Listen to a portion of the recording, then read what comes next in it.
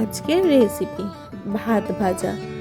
আগের দিনের রাত্রিরের করা ভাত পরের দিন সকালে এরকমভাবে ভেজে আপনারা খেতে পারেন। চলুন দেখে নেওয়া যাক কীভাবে বানালাম।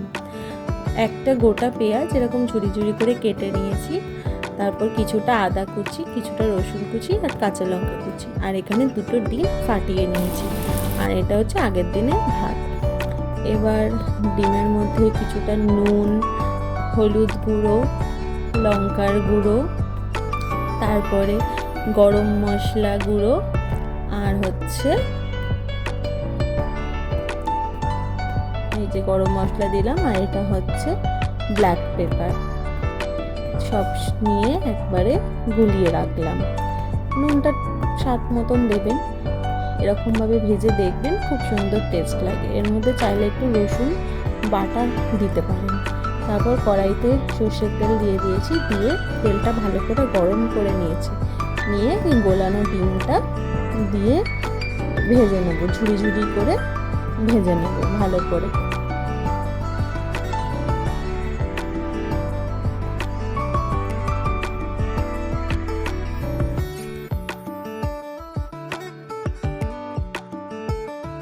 এই যে দেখুন ভাজা হয়ে গেছে, তুলেও নিলাম।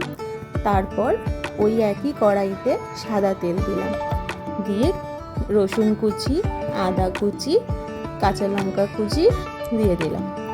দিতে দিতে সঙ্গে সঙ্গেই ভাজা হয়ে যায়, তাই আলাদা করে আমার আর নাড়তে লাগেনি, কারণ তেলটা ভালোই গরম হয়ে গেছিলো।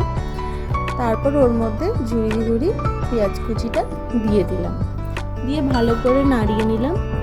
নেওয়ার পর ওই পেঁয়াজের মধ্যে একটুখানি নুন দিয়ে দিলাম, তাহলে কি হবে, পেঁয়াজটা মানে তাড়াতাড়ি সেদ্ধ হয়ে যাবে, ভাজাও হয়ে যাবে।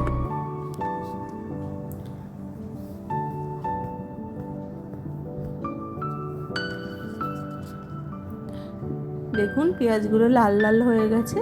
ওর মধ্যে ওই ভাজা ডিম যেটা ঝুরি ঝুরি করা ছিল সেটা দিয়ে দিলাম, দিয়ে নেড়ে চেড়ে ওর মধ্যে আগের দিনের ভাতটা দিয়ে দিলাম। ফ্রিজে থাকলে একটু আগে থেকে বের করে রাখবেন, তাহলে ভাতটা নর্মাল চলে আসবে। চাইলে আপনারা গরম ভাতও করতে পারেন, করে খেতে পারেন।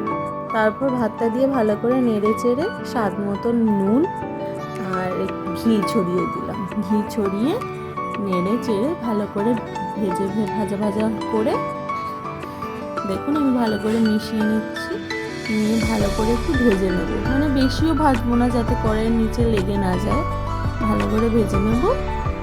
ভালো করে ভেজে নিলেই রেডি হয়ে যাবে আমাদের ভাত ভাজা। আপনাদের যদি এই রেসিপিটা ভালো লেগে থাকে তাহলে আপনারা কিন্তু বাড়িতে ট্রাই করবেন, দেখবেন খুব সুন্দর লাগে খেতে। আর চ্যানেলটা subscribe, follow, like and comment করে দেবেন। টাটা।